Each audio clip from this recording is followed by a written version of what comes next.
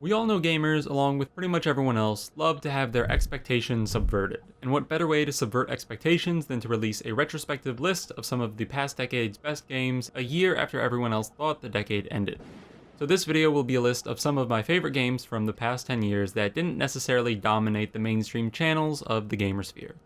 Now, plenty of these games are very well known, don't get me wrong, but I'll be steering clear of games like, say, Skyrim or Dark Souls, even though those are some of my favorite games. We've talked about them enough. Now, this might end up looking like an indie game best of list, which, I'd be okay with. And without further ado, here are some outstanding games that you very much should play if you haven't already. To our most famous boulder. Okay. Baldy appreciated that. Beginning with the 2020 full release of Hades, this list will be going backwards in time. Hades has won quite a number of awards, and for good reason. The game compiles engaging gameplay, a more than serviceable story, and a whole host of personable and honestly really wholesome characters. I might be a bit biased to the setting because ancient Greek anything is my cup of tea, but I'd say the Supergiant team did a standout job of making the Olympian pantheon and the multi-leveled underworld feel like an immersive, fantastical getaway. While fast-paced gameplay centered on battling your way out of the bowels of Hades, equipped with a host of weapons and run modifiers, is without a doubt the game's focus, I also mentioned how the characters you get to interact with are well developed, and they really show a surprisingly high amount of emotional intelligence and understanding when it comes to the interactions you have with them and in dealing with the drama present in your relationships with them. It was refreshing to have this kind of character depth in a game, not to mention a game whose primary focus is hell-themed action gameplay.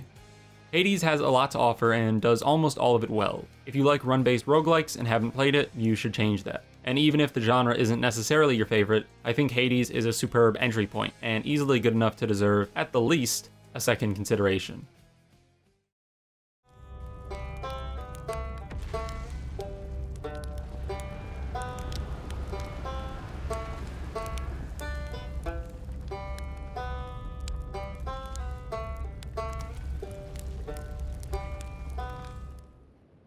Another award winner, but with an original console focus as opposed to the PC-centric Hades, 2019's Outer Wilds delivers an eerie, yet again surprisingly wholesome, solar system-sized mystery paired with a fire yet soothing soundtrack. Reminder, this is Outer Wilds, not Outer Worlds, which released the same year, and honestly, Outer Worlds would also be a fitting name for this game. Outer Wilds features the player taking the role of a novice space explorer about to venture out on their first off-planet voyage, following the footsteps of a handful of other pilots currently strewn about the system. The real-time gravity mechanic means the entire system is dynamic and constantly changing as you pilot your spaceship to explore the planets and satellites of the system, meeting your fellow Cosmo pioneers and uncovering a mystery of ancient beings along the way. The game starts out with a pseudo-linear path of clues and tips on where to go, but the player has full freedom to fly anywhere in the system, which really helps drive home the feeling of vastness that outer space should always evoke. The handful of times that I've gotten separated from my spaceship, out in the cold void or on different planets, have given me quite the throatful of anxiety, which I was pleasantly surprised at, to have gotten so invested and immersed in the space vibes as to have that physical reaction. Outer Wilds gives an enthralling mystery in a wonderful setting of novel space travel, plus some humorous and empathetic characters that serve as quite the respite from the bleakness of the void, whether they be flesh and blood playing some catchy tunes around a campfire, or just text on a wall telling of their lives in a bygone time. And a final note to say how the game concludes on quite the meaningful note, and just reiterate how much I enjoyed the music. I tried my best to avoid any kind of meaningful spoilers in this blurb, because there is a lot in Outer Wilds that you should only be exposed to through playing the game. I wholeheartedly recommend this one to any and all players.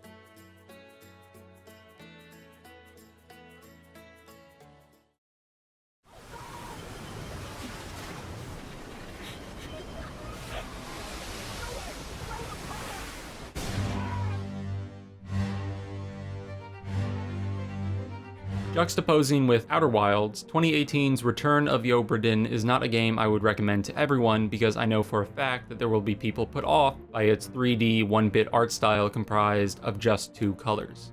While I'm empathetic to those people, I personally really enjoy the aesthetic, most of the time, and it's quite an impressive feat to craft a 3D world with such a limited visual toolkit. The game has the player take the role of an early 1800s insurance representative investigating the Obra Dinn. a trading ship that has returned to port after previously being declared lost at sea. Equipped with a magical compass that allows a partial viewing of the past, the player must decipher through exploration and raw logical reasoning the story of what befell the Obra Dinn. It's surprising to have two mystery games on this list, especially back-to-back, considering I generally don't play many mystery games. And that is just a testament to the quality of these games. Return of the Obra Dinn paints a filled-to-the-brim story packed with natural disaster, ship politics, and so much more, that the player uncovers piece by piece, accompanied by jaunty tunes and proper seafaring sound design. Also another setting that I enjoy to the point of having clear bias for. Maybe all the games on this list just made the cut by having settings I love. If you enjoy or can even bear the visuals, there is plenty in this relatively quick 10-hour mystery that is well worth your time. For 2017, we have a tie, because I just couldn't stop myself from including both games on this list. First up is Nier Automata, a weird android-based post-apocalypse with tin can philosophers and sexy antagonists, and protagonists too for that matter. Charming writing and an outstanding soundtrack are delivered with beautiful vistas, action combat, memorable bosses, and thematic set pieces. Despite faults I might have covered in a previous video, I should make it known that I really love this game and it has so much going for it, not even getting into the very real philosophical themes about existence and meaning. Like a few others on this list, Nier Automata showcases how art is a term which can easily find a home in this medium. For the other 2017 candidate, we have another game filled with action combat, memorable bosses, and a killer soundtrack, except now in 2 dimensions rather than 3.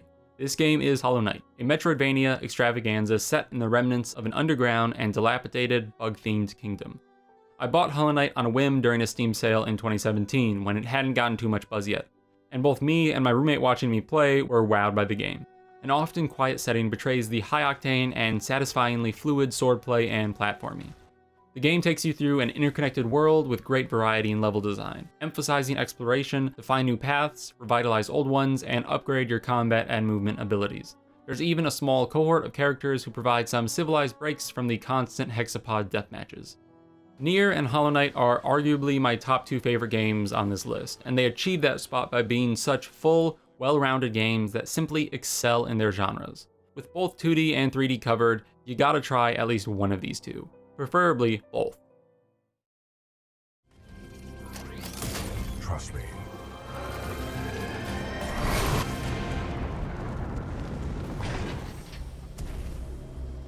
Quack. 2016's entry, while a more mainstream studio release, flew below the radar of standard AAAs.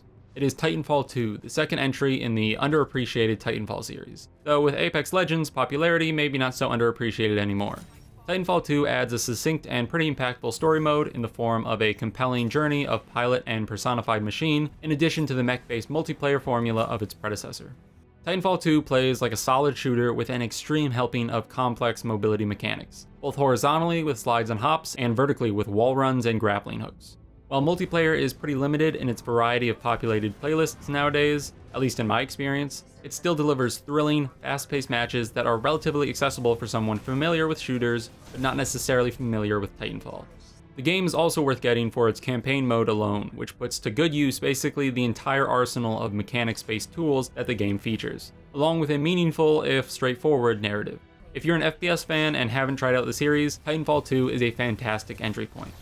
And if you've played Apex Legends and enjoy those mechanics, Titanfall 2 is a great place to get more of that content in a slightly different environment, plus a well-done campaign mode.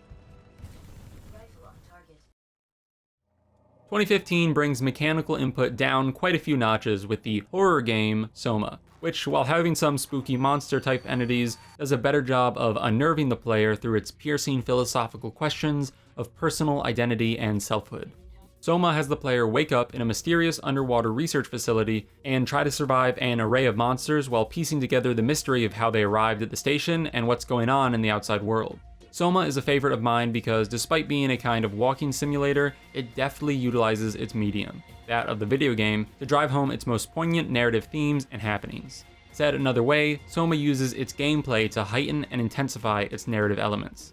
The fact that the key elements of this narrative are philosophically founded helps too, considering my appreciation for philosophy runs deep enough to have gotten a degree in the subject. Soma encapsulates how great storytelling can be tailored to uniquely fit a video game setting, and it uses this tailoring to ask some pretty insightful questions of the player. This is a game that I would recommend to anyone who wanted to genuinely appreciate how a video game can employ narrative, and in doing so, inarguably become a work of art. Behold, I am Elohim, and I speak unto the darkness. Be gone. Excess data cleared. For 2014's entry, we have the one game on the list that I haven't actually beaten. The Talos Principle is a Portal-esque puzzle game in which you are guided by the voice of an ever-present godlike entity through a series of chambers that require you to manipulate the dichotomic classical technological environment, utilizing laser jammers to get around hazards and acquire puzzle pieces. A more narrative-focused game might make me more trepidatious to suggest it before I played through its entirety, but the gameplay focus, along with the slightly eerie setting and philosophical underpinnings existing more as peripherals than foci, let me recommend this game fairly comfortably. Also, you can get the game for like $4 on sale, so that, plus the fact that it's pretty overwhelmingly positively reviewed, kinda removes any worry I might still harbor about recommending it. If a fun set of puzzles plus some philosophical musings on humanity and robot personhood, somewhat a la Soma, intrigues you, check out the Talos Principle.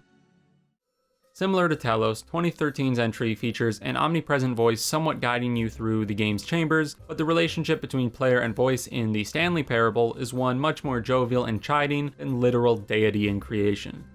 Let's see, we went down, right, left, down, left, right. Yep, okay, yes. I've got it now. This story is absolutely, definitely this way.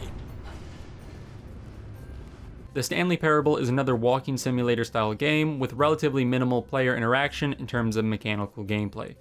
You implement your agency more along the lines of where you go and whether you listen to the not really an angel on your shoulder. This is another game which does a great job telling its story through its unique medium. Plus it does so with a strong helping of comedy and meta humor. Despite being a pretty short game of just a few hours, it is a blast to play, and something I would imagine most anyone can find amusement in. 2012's entry is Dishonored. If you haven't heard of Dishonored, color me impressed.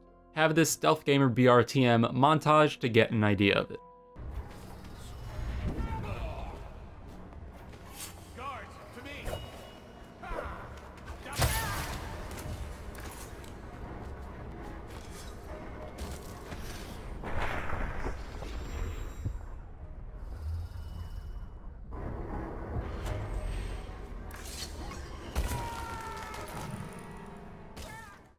Basically, it's an immersive sim set in a pseudo-British, disease-ravaged steampunk world in which your character has been framed for regicide, hence being Dishonored.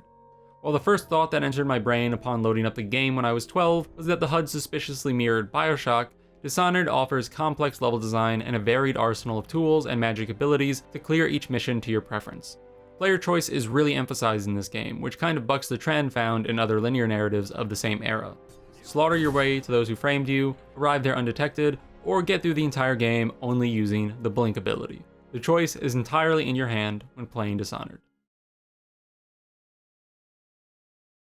2011. The year of the last mainline Elder Scrolls game is now a decade in the past. For something to temporarily distract you from the fact that TES6 is still probably over 2 years away, try out To the Moon, a quaint RPG Maker game with an emotional story and a powerful soundtrack.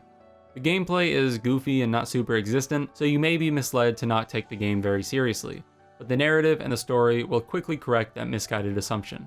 And the sequel, Finding Paradise, just released, yes after 10 years, to relatively positive acclaim. To the Moon is an endearing adventure that you shouldn't discount solely based on looks, and that you should try if you're looking for something story-rich but easily approachable. And with that, we are done with the list proper, but of course I have some concluding honorable mentions to subvert those expectations one last time. Halo the Master Chief Collection is worth it just for the huge amount of stellar single-player content, but it also has a healthy, cross-platform multiplayer population with a custom game server browser on the horizon. If Halo is something you've enjoyed in the past and you don't have the MCC yet, do yourself a favor and grab it ASAP. If Halo isn't something you've gotten the chance to enjoy, I can't underscore how fantastic the Bungie catalog of Halo is, and you get access to all of it with new features, maps, and dev support in the MCC. Plus, Halo 4 is pretty cute too. From arguably the greatest video game sci-fi epic in its campaign, to a varied, fan-made, content-fueled multiplayer, to an almost endless creative realm in theater and forge mode, Halo has it, so you should cop it. I'm very clearly biased to this franchise, but to be fair, it is also a titan of the genre and the medium as a whole.